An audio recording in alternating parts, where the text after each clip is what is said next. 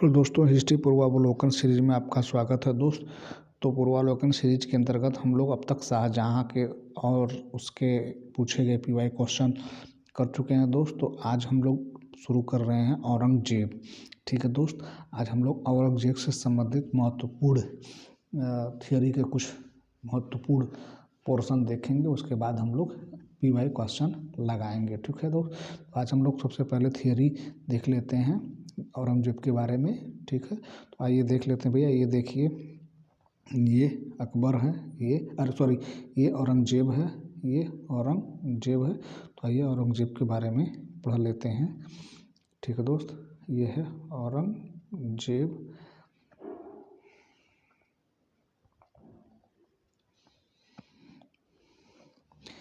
मुगल गद्दी पर शाहजहाँ का उत्तराधिकारी औरंगजेब हुआ, किंतु ज्येष्ठ पुत्र के उत्तराधिकार के नियम से नहीं अपितु तलवार के बल से।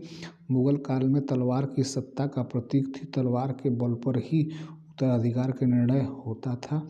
मुगल बादशाह औरंगजेब का राज्याभिषेक 2 बार हुआ था। उसका पहला राज्याभिषेक 31 जुलाई 1698 हुआ था। उसका दूसरा राज्याभिषेक खजवा एवं देवराई के युद्ध में सफल होने के बाद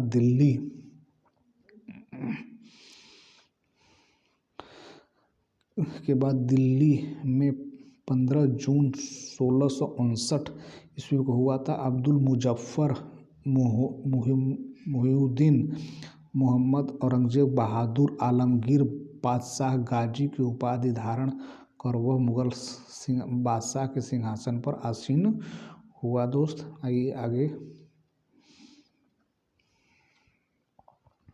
मध्य प्रदेश में स्थित उज्जैन के निकट धर्मथ नामक स्थान पर 15 अप्रैल 1658 को औरंगजेब का दारा सिकोह के मध्य युद्ध हुआ था। इस युद्ध में जोधपुर के राजा जसवंत सिंह के द्वारा दारा सिकोह की तरफ से तथा मुराद ने औरंगजेब की तरफ से भाग लिया था। सामूगढ़ का युद्ध 1658 औरंगजेब और मुराद की संयुक्त सेनाओं एवं दारा सिकोह के मध्य हुआ था, जिसमें दारा सिकोह पराजित हुआ था।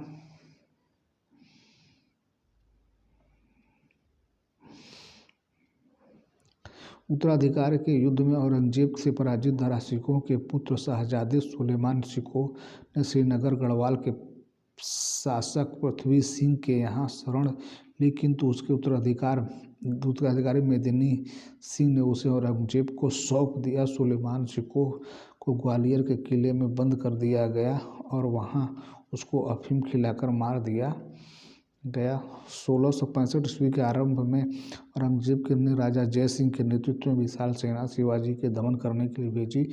जय सिंह कछवाहा शासक थे, जो कि युद्ध में शांति दोनों कलाओं में निपुण थे। वह चतुर कूटनीतिज्ञ थे और उसने समझ लिया कि बीजापुर को जीतने के लिए शिवाजी से मैत्री करना आवश्यक है। अतः पुरंदर के किले पर मुगलों की विजय और राजगढ़ की घेराबंदी के बावजूद उन्होंने शिवाजी से संधि की।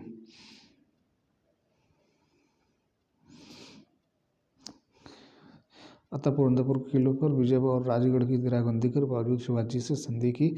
आइए देखते हैं दोस्त पुरंदर की संधि देख लेते हैं दोस्त। पुरंदर की यह संधि जून 1665 ईस्वी में हुई।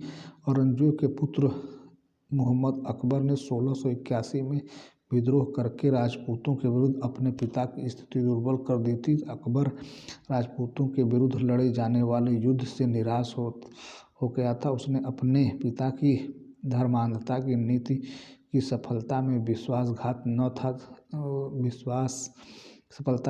न था तथा विचारों से वह उदार था। उसी अवसर पर मेवाड़ राजा जय सिंह और राठौर नेता मारवाड़ के दुर्गादास ने उसके सामने प्रस्ताव रखा कि यदि वह अपने को भारत का बादशाह घोषित कर दे तो मेवाड़ और मारवाड़ दोनों की सेनाएं उसकी सहायता करेंगी।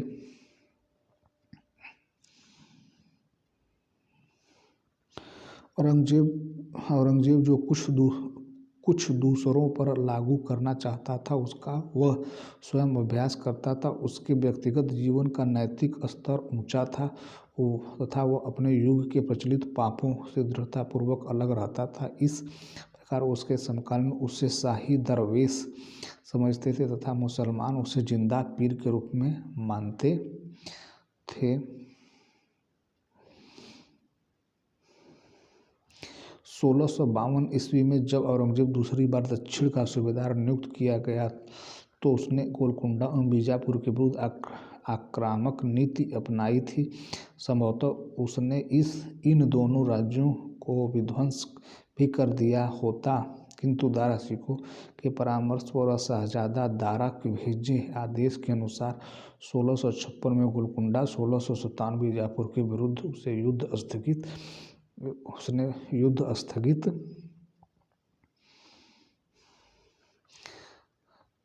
कर संधि कर ली थी। बादशाह बनने के बाद उसने अपनी इस अधूरी योजना को पूरा किया और बीजापुर 1686 एवं गोलकुंडा 1687 पर आधिपत्य स्थापित किया। औरंगजेब के शासनकाल के दौरान मुगल सेना में सर्वाधिक हिंदू सेनापति थे। उसके शासनकाल में कुल सेनापतियों में 33% हिंदू थे, जिसमें मराठों की संख्या आधे से अधिक थी। अकबर के काल में यह 16% और शाहजहां के काल में 24% था। अकबर महान ने अपने साम्राज्य में जजिया कर की समाप्ति की घोषणा की थी।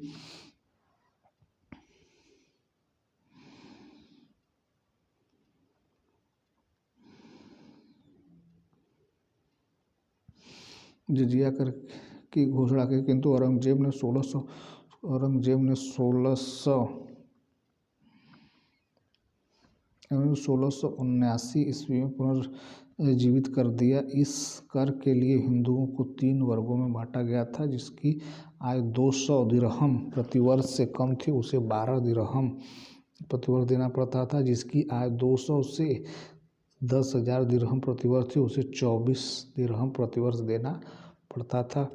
जिसकी आय 10,000 दिरहम प्रतिवर्ष से ऊपर थी उसे 48 दिरहम प्रतिवर्ष देना पड़ता था। आइए कुछ और प्रमुख बातें जान लेते हैं भैया। स्त्रियां, गुलाम, 14 वर्ष की आयु से कम के बच्चे, भिखारी और आय रहित व्यक्ति इस कर से मुक्त थे। अधीनस्थ हिंदू राजाओं ब्राह्मणों को भी कर देने के लिए बाध्य किया गया था। आइए और कुछ प्रमुख बातें जान लेते हैं दोस्त।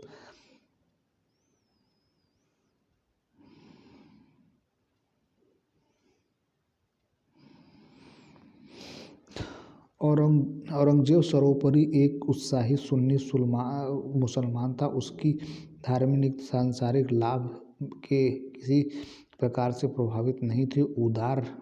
उदार धारा के विरुद्ध सुन्नी कट्टरता के समर्थन के रूप में राज सिंहासन प्राप्त करने की हैसियत से उसे कुरान के कानून को कठोरता से लागू करने का प्रयत्न किया। इस कानून के अनुसार प्रत्येक धार्मिक मुसलमान को अल्लाह की राह में मेहनत करनी चाहिए, या दूसरे के शब्दों में तब तक गैर मुसलमान देशों दारुल हर्ब के विरुद्ध धर्म युद्ध जिहाद करना चाहिए जब तक कि इस्लाम के राज्य दारुल इस्लाम के रूप में परिवर्तित नहीं हो जाते।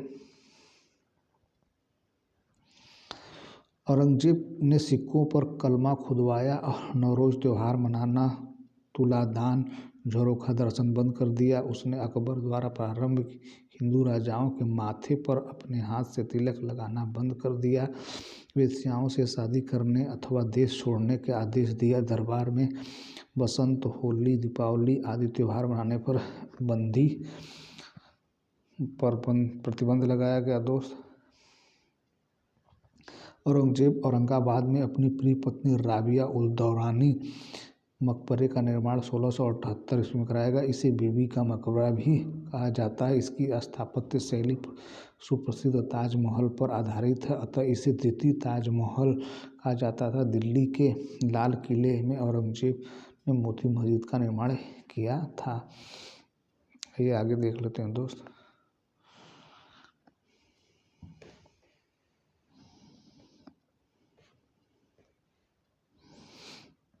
मेहरुन्निसा औरंगजेब की पुत्री थी। इसके अतिरिक्त जहाँ आरा, रोशन आरा, गौहर आरा औरंगजेब की बहन तथा शाहजहाँ की पुत्रियाँ थीं। औरंगजेब की अन्य पुत्रियाँ थीं जेबुन्निसा, जीनतुन्निसा, बदरुन्निसा तथा जुबदुत्तिन्निसा। औरंगजेब ने जहाँ आरा को साहिबात उल जमाली की उपाधि दी थी। संत अथवा सामर्थ्य दास महाराष्ट्र के महान संत थे। इनका जन्म 1608 ईस्वी में जबकि मृत्यु 1682 ईस्वी में हुई थी।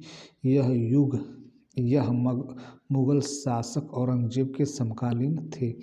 ठीक दोस्त, तो ये रहा दोस्त औरंगजेब से महत्वपूर्ण थियरी के कुछ टॉपिक्स। कल से हम लोग करेंगे दोस्त PY क्वेश्चन, जो कि औरंगजेब से महत्वपूर्ण PY क्वेश्चन पूछे गए हैं। महत्वपूर्ण PCS, IAS और विभिन्न PCS और RO एग्जाम में पूछे गए हैं। ठीक है दोस्त, तो ये रहा थियरी के प्रमुख पार्ट। फिर कल मिलते हैं PY क्वेश्चन की श्रृंखला के साथ। Thank you so much watching this video.